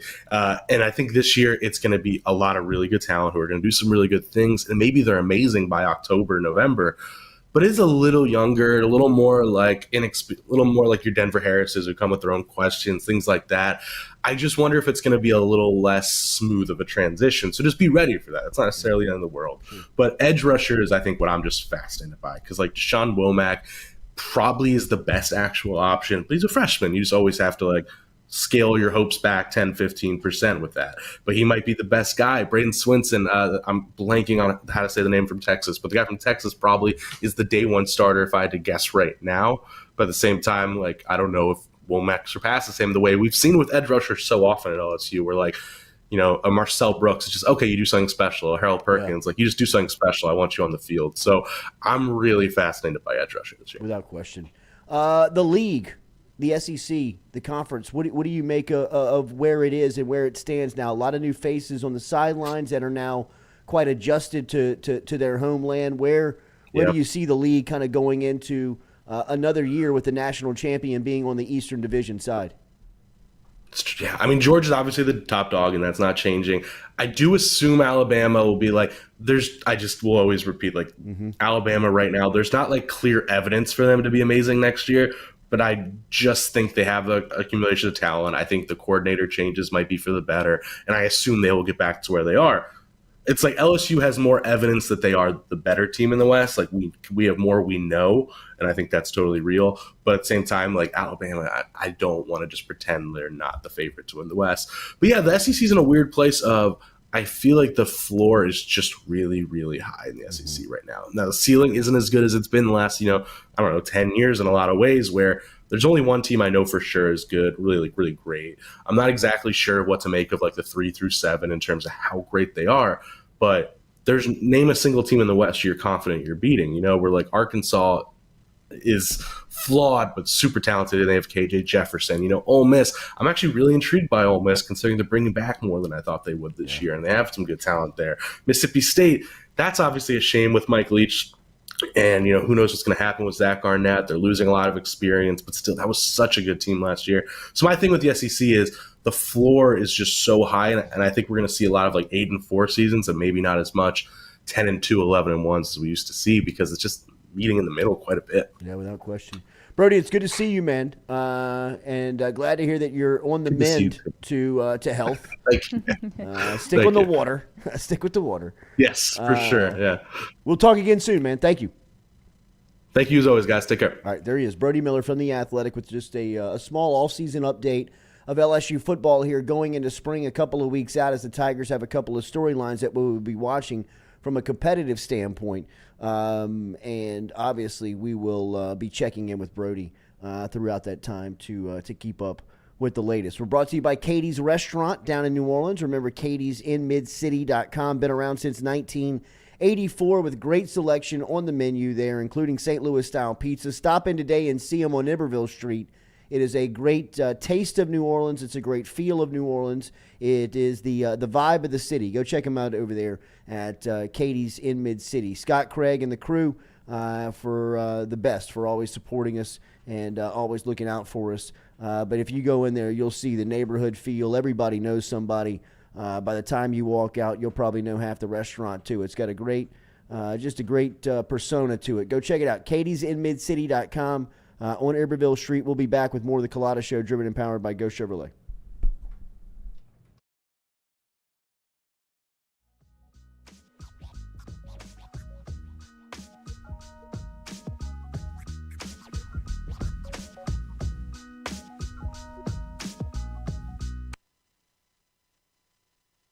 In a wreck, Gordon McKernan Injury Attorneys is ready to go to work for you. Come meet your team. I'm your intake specialist. I coordinate your case and connect you with your attorney and paralegal. That's us, your legal team. Thanks. And we'll fight to get you every dollar you deserve. I'm your settlements and disbursement manager, and I'm here to get you paid on time. I'm attorney Gordon McKernan. Put our team to work today. Just call us. Get it done. Question in that game. You're listening to the Jordy Culotta Show live on YouTube. Catch it every day, 7 to 9 a.m., wherever you have internet access. Oh, my guy, the host of Mac and Cube. You said you wanted me to close it out. I listen to his pod every day on WJOX 94. I thought I was going to beat Charlie. I didn't. You were fantastic as always. Have a great call in Missouri. I'll see you soon, man. Thanks, man. Good Later. talking to you, Jordy. Always. There he is. Cole Kubelik, the absolute best. Don't overthink it, ABC. When you move to a primetime slot and the SEC is getting that billing, make this man the color commentator. He's the absolute best. Ooh, I mean, what a pro. What a pro. I remember telling them, hey, listen, my job here is to make sure that we bring, big time football to a small town environment, right? And so you see on movies sometimes about the way a town reacts to the football program and what it means to everybody. And that was the hopes and dreams that I had for the place. And so our kids take a distinct responsibility in wearing that Z on their helmet. It means a lot to them. And then on the flip side of that, our community does a tremendous job of supporting our program, supporting the athletic department, supporting our school as a whole. And there's really a great relationship there that's a lot of fun to be a part of. Thank you for the access, man. Looking forward to tonight. We'll talk soon. Coach, wait, before you go, fix your hair again one more time. Look at him. Let's go. Yes. Here. Look at him. What do you think about that? Game day, what do you baby. think about that? Game day. Hell yeah. Yeah. I love it. I love it, man. Great to see you. Thank you. You too, guys. I appreciate it. Y'all have a great day. All right, man. There he is. There he is. My guy. David Brewerton checking in. What does Harold Perkins do for this defense? What does he allow you guys to do? Yeah, Perk, man, he's just so raw, man. Like, all he know how to do is make a play. But I love him. He brings a certain type of juice to the defense, and he's right alongside of me on the edge. He knows how to rush the edge.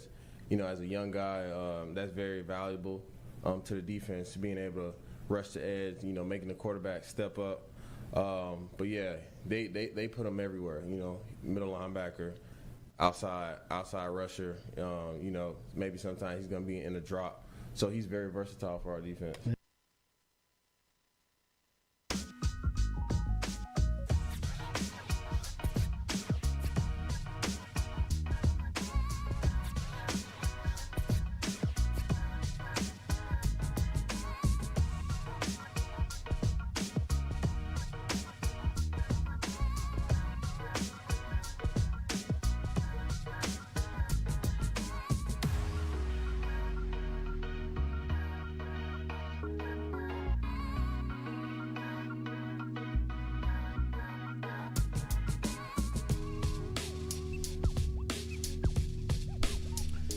All right, welcome back here. The Jordy Culotta Show, driven and powered by Go Chevrolet. Appreciate our guy, Brody Miller, for stopping in with us here on this Monday to give us a little update of the LSU football offseason. If you don't mind, if you haven't already, hit the like button, share button, comment button, as we will be with you here for a more a little bit more time here as Katie was at the Lakers game this weekend. She was also at a Baton Rouge ball.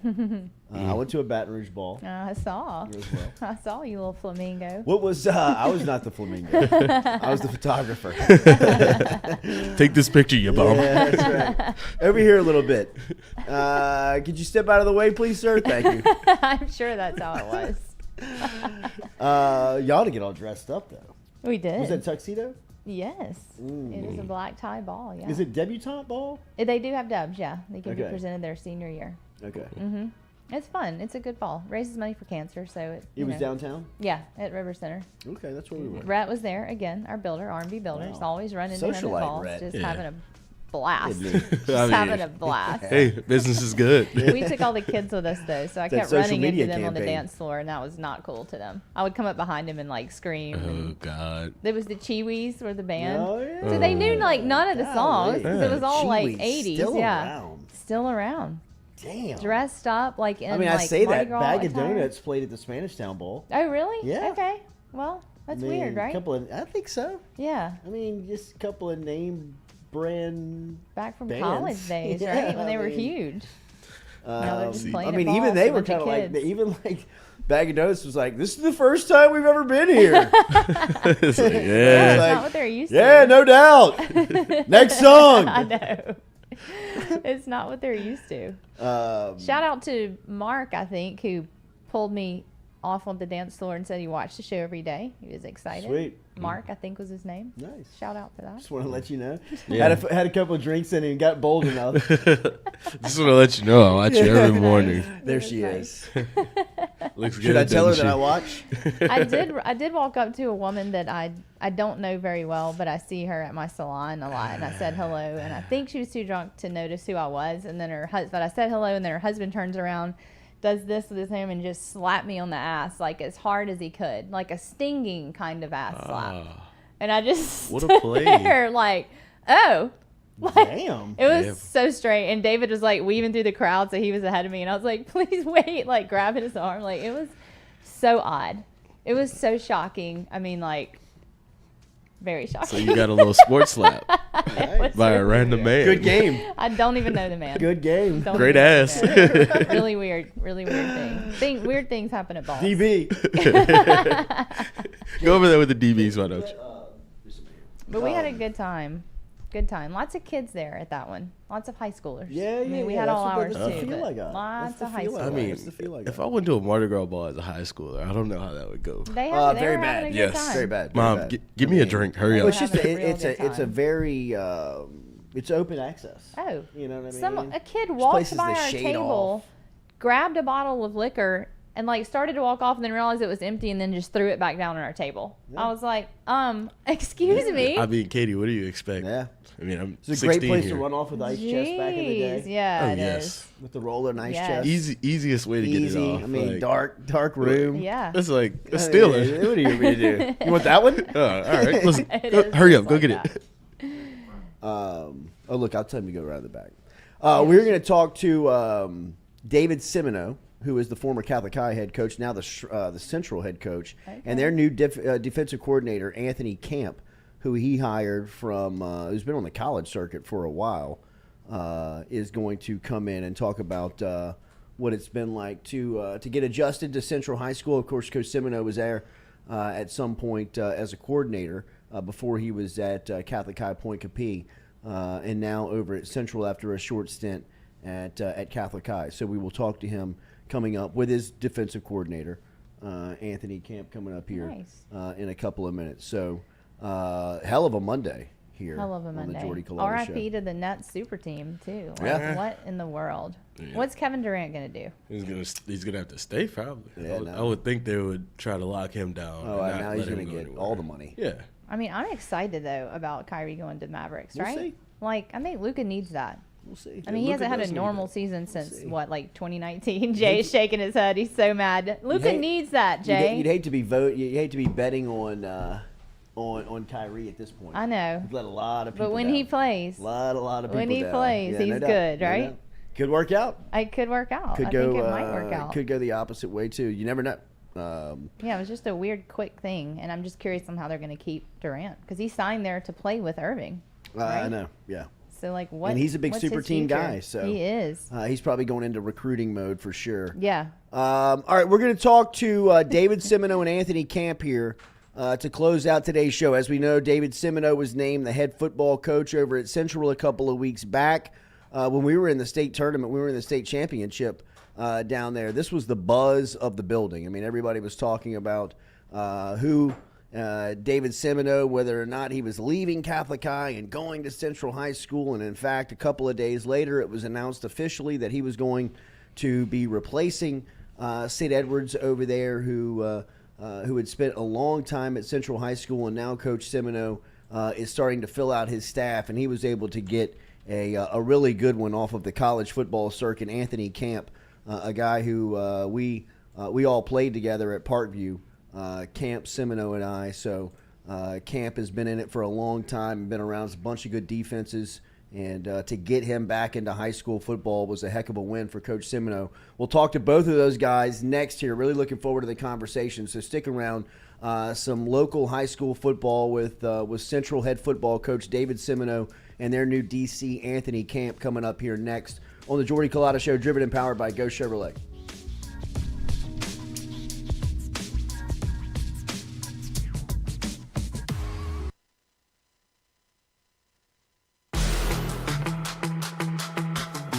Donaldsonville Glass and Body, the trusted name in frame, body, and automotive paint repair since 1977. They have served their customers for over 45 years. You can find them online at dgbauto.com or stop in and see them Railroad Avenue and Division Street out in Donaldsonville, Louisiana. Look, they can help you with your insurance claims. They can make the repair process as stress-free as possible. I'm speaking from experience here. I've got numerous windshields, body repair, all done by Kenny and the crew over at Donaldsonville Glass and Body. They are, without question, the most well-equipped shop in the area. Stop in and see them today. Shop them online, dgbauto.com, or stop in and see the crew over in Division Street in Donaldsonville, Louisiana. Donaldsonville Glass and Body.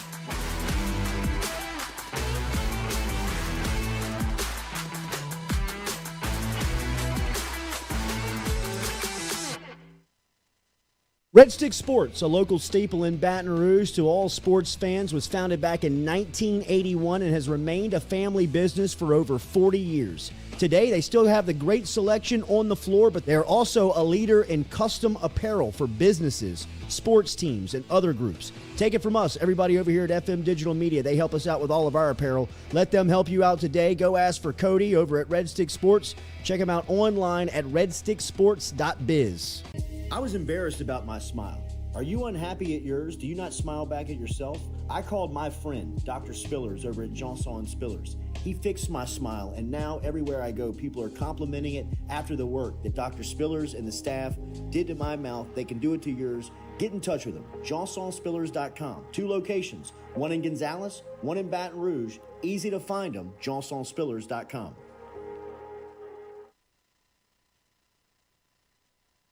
We're all from different places and backgrounds. We've each experienced our own versions of life, but in the end, we're all on the same team. I'm part of that team, along with these players in purple and gold. Kayshawn Buddha, Malik Neighbors, Miles Frazier, Kyron Lacy, Greg Brooks. Whether on the field or in the courtroom, your team matters. So join our team. make a difference. Bet. Let's get it done.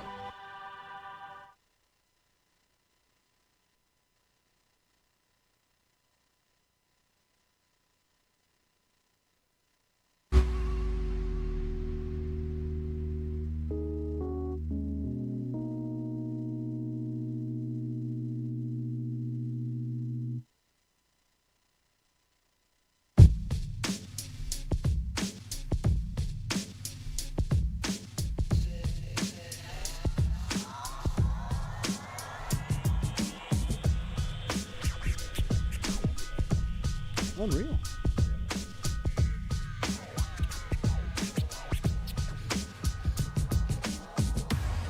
Welcome back here to the Jordy Culotta Show, driven and powered by Go Chevrolet, live here on this Monday morning. If you haven't already done it, hit that like button, share button, comment button. And if you have not subscribed please do so before we get out of here. Looking forward to our next conversation. A couple of old friends, man. A couple of old teammates. And now experiencing great success within football. Coach David Simoneaux, of course, who he had on a couple of times, even when he was back at Catholic High Point Capee. His 2 years at Catholic High that produced one state championship, and now at his new gig out at Central. It's good to have him back. And he made an enormous hire over the last couple of days that we are happy and excited to announce here on the show with their defensive coordinator, Anthony Camp, who's been the last couple of seasons, 3 years at Louisiana Tech with a great football resume. Coach, good morning. How are you? Coaches. We're doing good, man. Thanks for having us on. Absolutely, man. Good to see you again. Obviously, we haven't had a chance to catch up publicly since you have been announced as the Central head football coach. Congratulations to you. Thank you, man. I told you when we were down at the state tournament, the state title, I mean, it was like the high school lunchroom. Yeah, and man. everybody was just buzzing. Everybody was talking here about David Simoneaux. He's going to the Catholic High. He's going to go. He's going to go Central.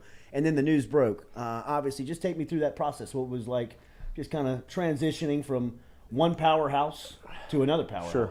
Man, well, first of all, just the experience I had at Catholic High was second to none. I mean, the administration over there was first class. Lisa Harvey does an awesome job of equipping everybody that, works under her with the opportunity to be excellent, Then, got this call about coming over here to Central, and at first it was kind of like, man, look, I got a great job. I'm not really interested, but Brandon LeGrew, the principal, a close friend of mine, and Jason Fountain, the superintendent, they were like, look, man, we are hungry to build a world-class football program, and you're the only guy that we want to do it with. And so, just to show a commitment that they came to us with, something that really got me fired up, and the opportunity to start from the ground up and build something is something that I'm so excited about, man. The 6 years I spent at Catholic Point Capee was just such a sweet spot for my career, and to be able to take a program, and just build it from the ground up, brick by brick, was something that was just so rewarding to me. So excited about the way we're starting, man, and obviously, getting Coach Camp to come on is something that's going to be huge for us. Yeah, a sleeping giant is what Central has always been kind of perceived, right? Yeah. I mean, is a spot where you can win. Absolutely. Right? I mean, when you look at it from a holistic spot, what do you see in the program? Well, man, it's one of the top school districts in the whole state, in terms of public school education, and what they've done out there and their commitment to excellence in academics is awesome. Facilities are on the way up. They just did a $25 million reno of the high school. It is beautiful, brand new addition, brand new gym, glassed-in windows, and I mean, it's beautiful. And I took the job sight unseen. I spent 5 years there earlier before I was at Catholic Point Capee, and didn't get a chance to go and look at the facilities before I actually signed on the dotted line, believe it or not. Wow. But man, when I went in there, it was like, wow. It was just beautiful to see what those guys have done and the investment that they've made.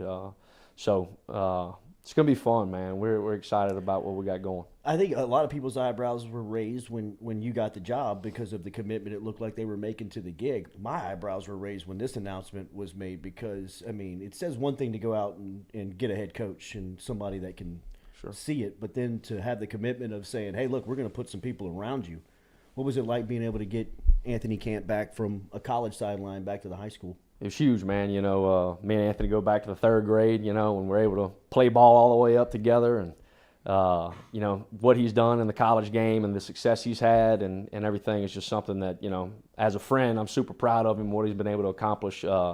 Obviously, the X and O portion is something that's huge, but the type of human being that you're getting and the way that he's going to passionately just dive into these kids and just give everything that he's got to these guys is going to be something that's going to help take us to the next level, man. Yeah. What was this like for you? I'd imagine this to come back. Congratulations to you. Good to see you. Appreciate it. Yeah. But this decision to leave college and come back to high school. Man, me and David have always talked about it. He's had, multiple head coaching jobs, and we've always, flirted with it. And we all know the landscape of college recruiting now. I mean, it's a 24/7, 365 deal. So, got two young boys, wife, Aubrey, Asher, and Connor, and just, thinking about the time that I'm going to be able to spend with them now, and then being able to work with my best friend, and seeing, like you said, the commitment that Central's making, and I know the mold he's cut from, and just excited to rub elbows with everybody in that community, and you know, at the end of the day, it wasn't a tough decision. It was, you know, getting back to my roots, getting back to the high school game, which I love. Sure. So just so excited about it. What do you learn from the next level that you bring back down to this level? What was it like spending that time? Man, just worked for some great guys. You know, Tim Rebo at Nickel State, Matt Viatar at ULM, then with Skip and Sonny Cumbie at La Tech, and just so much knowledge from those guys.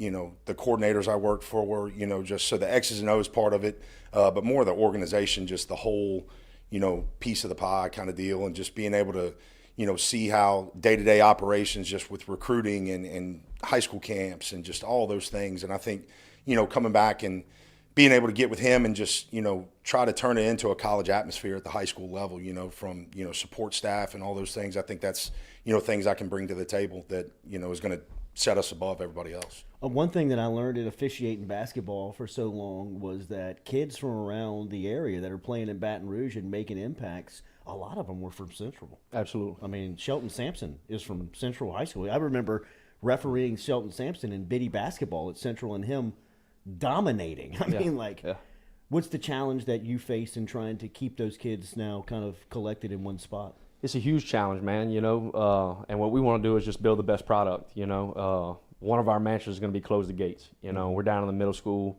We're going to be down there 4 times this week. We're going to be in PE classes. We're building an athletic PE for those guys to be able to start developing in the 6th grade and, you know, moving throughout their 8th grade time to where it's a smooth transition for us. We're hiring a whole system performance enhancement specialist. It's going to be a guy with a master's degree in exercise physiology that's going to have college experience. That's going to come down here and going to program these kids. We're going to build those relationships, and you know, the goal is to build the best product. When you're in the district that we're in, you know, with the Catholic Highs, with the Zacharys, with the Woodlawns, with the Scotlandvilles, it's a fist fight every single week, you know. So we got a lot of ground to make up, but we're coming, man. We're excited about it. We're looking forward to the future. You spent 2 years at Catholic High, and you got a state championship your first season there. Emory Jones was the captain on that team, the leader on that team. He's come in here a couple of times. He came in here as a senior in high school, and then he came in here last year right before the season started. And he's just, I don't know if I can give enough phenomenal words of how impressive being, of a kid he is, because I mean, I hate to call him a kid, but he's only 18 years old. Sure. Can you talk about what he accomplished as a freshman and kind of what your expectations were for him after you met him? And well, as soon as his name came out of your mouth, I mean, you saw the smile just go from ear to ear. I mean, golly, what a godsend he was, you know, as a coach. You know, I mean, forget the athleticism, forget the size, forget the tenacity. I mean, just the way that, you know, people would just bond to him with this just mold of steel because of the type of human being he was, you know. EJ had to grow up fast with, you know, losing his father at a young age and everything, and the maturity that kid carries himself with is just something that is awesome, you know, and the humility that somebody that has all these pieces of the puzzle, you know, is still able to walk around humbly and still kind of have that common touch, I think is special, you know. And it's a huge testament to his mom, Miss Nikki, that's been able to just raise him, keep him grounded. And, you know, I think she's, you know, carries that heavy hand when he starts acting out. I think he's still a little bit scared of her. So love EJ, proud of the success he's had, man, and his future's so bright. If he can just keep his humility and keep the work ethic going, that I know he's got. Incredible to see what he's accomplishing at a young age, man. At such a young age. What's first for you now? Now that you kind of get back and you're running that side of the ball, how do you begin implementation, and what goes into all of this? Well, so just building it from the ground up with the staff first. You know, I still got to meet everybody on staff. You know, be able to sit down and talk with those guys. You know, and then I want to put all our minds together. You know, and build it from the ground up. I think, you know, less is more, but at the same time being multiple enough to, you know, cause people problems. I think that's, you know, an area that I've learned over the past 8 years, just, you know, different ways to attack people and all that. And I mean, it's going to be, you know, bringing it from everywhere and different coverages and all that stuff, just keeping people off balance. So I'm excited about that. You were recruited out of high school. You have coached guys that have been recruited at a very high level. You have now recruited at a high level. What is that world like now? How has it changed over the last couple of years? Oh, man. Well, you know, since the adoption of the transfer portal and NIL, it throws a totally different element in it. I mean, it's like I said, it's recruiting, you know, 24/7, 365. You're not only recruiting, high school players. You're now recruiting transfer players from other schools, and you're still recruiting the guys on your team. Yeah. It's kind of the wild, wild west when it's all said and done. It makes it interesting. Every single day is a new day. It's like you're starting over every single day. And it just, love parts of it. The relationships. I've been recruiting Baton Rouge my entire time in college, which has been awesome, getting to come down and see guys that, I played with, coached against, were coaching when I was playing. But just, constantly having to, fight those battles every single day within your team, in the high school recruiting and the transfer market. So it's become, it doesn't stop. It doesn't stop. Like even when you're on break, it doesn't stop. So just for me, personally, just got burned out. And just ready for, like I said, to get back to my roots.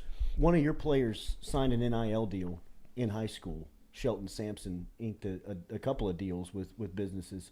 What is that dynamic like as a head coach? I don't know if you have to deal with that every year, but just that being something that could pop up. What is that like? Again, Wild Wild West. We're all trying to figure it out. I remember calling Nelson Stewart at Newman and being like, "Hey man, this NIL thing is going down. What do you think we need to be doing to educate these kids and that type deal?" Nelson had Arch over there at Newman, so we knew that both of those guys were going to be heavily targeted. To us, it was just kind of, hey, man, anything inside of this process that you need help with or you feel like you're getting taken advantage of, just, man, let us know how you think we can help. Ben DePalma is the athletic director at Catholic and ex-lawyer, was kind of ahead of the game in terms of some of that. So it's a different world, man. And, but I thought Shelton handled all that stuff extremely well. With the multiple things that he had going, you never felt like that was pulling away from, keeping the main thing. So I was proud of the way he handled that. Yeah, it's crazy that I guess Louisiana is one of only a select few states that allows NIL deals to be struck with high school players, and what that, I'm sure, the data of books and rules that involves and entails now, what you have to learn is wild. Head coach David Simoneaux of Central High School and his new defensive coordinator, Anthony Camp, heading into their first year together. Congratulations, fellas. Looking forward to seeing how this thing grows, man. Appreciate the time, man. Absolutely. Two former teammates, two good friends, and two guys that are experiencing great success here locally. We'll be back and close it out here on the Jordy Culotta Show, driven and powered by Go Chevrolet.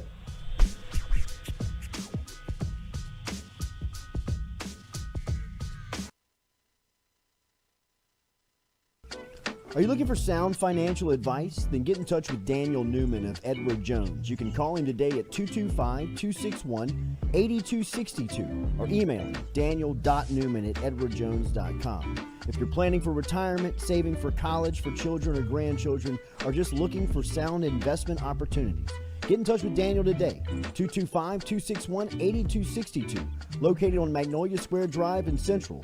Daniel Newman of Edward Jones. In a wreck, Gordon McKernan Injury Attorneys is ready to go to work for you. Come meet your team. I'm your intake specialist. I coordinate your case and connect you with your attorney and paralegal. That's us, your legal team. Thanks. And we'll fight to get you every dollar you deserve. I'm your settlements and disbursement manager, and I'm here to get you paid on time. I'm attorney Gordon McKernan. Put our team to work today. Just call us. Get it done. Hey, Baton Rouge, when traveling through Natchez, Mississippi, whether you need to fill up your vehicle or your belly, stop by Go-Mart and On The Go Deli. Go-Mart has clean restrooms, community coffee, an awesome beer cave, and a great selection of anything you might need on your trip. So stop by Go-Mart at 4 Sergeant Prentice Drive as you're entering Natchez on the left, and visit Tom and Wright Granning and their awesome team at Go-Mart.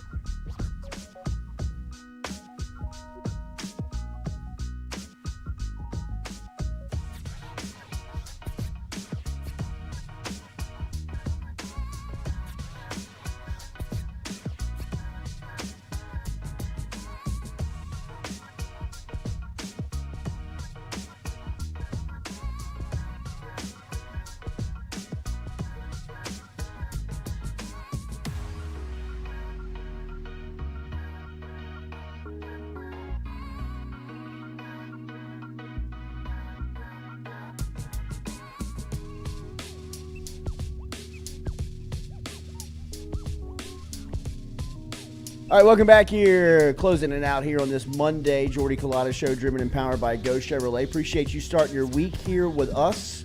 Don't forget, every Monday on Mic'd Up, Jay Johnson, the head baseball coach for LSU, the number 1 ranked Tigers, joins Mikey Matuk and Jared Mitchell every Monday on Mic'd Up. That will start tonight. So make sure and set your clock, set your alarm.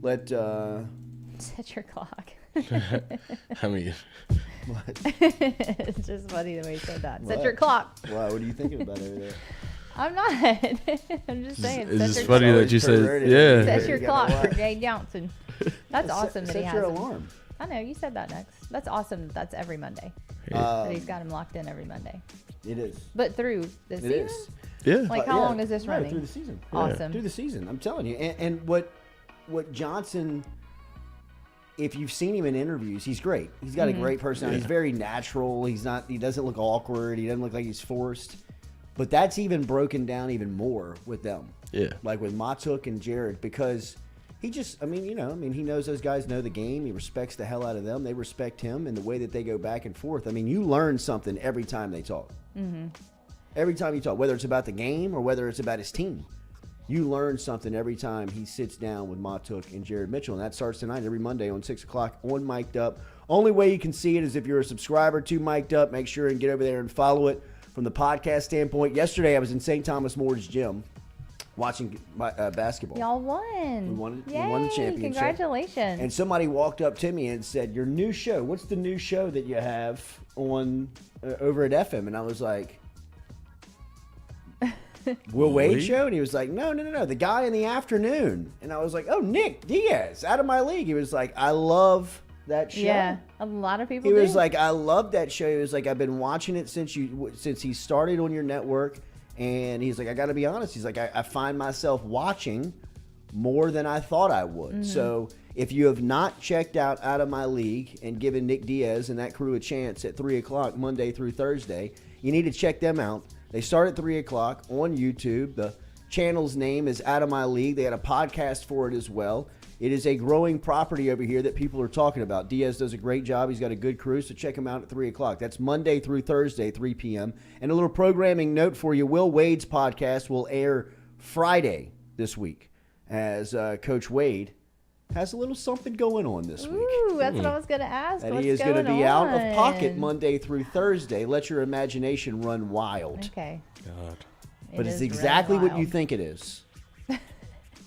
And hopefully we'll have some news or know something on Friday. But Coach Wade's show, Will Wade Show, not airing this Monday, but it will air this week. We will be looking forward to the weekend and wrapping up this week of college basketball with Coach Wade on Friday. So make sure you're following that broadcast and following that social media as well. And Roger Cador, who was just honored by the city of Baton Rouge and given a day. I love that for him. Here in the town. How about Coach Cador? He's so precious. I'm so excited. Ricky Weeks this morning. Wow. Another serious legend. Number 2 overall pick in the draft. Yes. Ricky Weeks to the Milwaukee Brewers. For Coach Roger Cador and the Southern Jaguars, I believe in like 2006-ish, around that time. But Coach Cador and the crew will be there every Monday morning just like they are. So make sure and check them out as well. And we got men's basketball at Mississippi State on Wednesday. Uh-huh. You want to bet? No. Do you? Well, actually. Sure, I'll take the Dogs. That's what I was about to say. Actually, this will be a great one for me to bet I'll take on. the Yes, Bulldogs. I do believe that Mississippi State will well, take we need to this find out what the point spread is. Do you want to do this again? Okay. I mean, well, what would the bet be? I've already worn a baseball uniform, so that's Did you wear the baseball uniform to a football game, though? Or did you wear it to a baseball game? No, we let her off the hook. They let me off the hook. I was ready to do that. Oh. Not I was as ready fierce to as do I that. thought I was. I don't know what our bet would be because there's the series would be here this year, right? Baseball? The LSU Mississippi State baseball the series. LSU Mississippi State series would be in Baton Rouge. The LSU Mississippi State football game is in Starkville. Yes, it's in Starkville. I don't know. Maybe I take all of y'all to Starkville and subject you to Starkville. Subject you to hearing cowbells Come on, ringing Tigers. in your ears the whole time. Come on, Tigers. Y'all could do that with me. I don't know. We could come up with something, right? Yeah. What if I not? I mean, I guess I could wear a basketball uniform to something.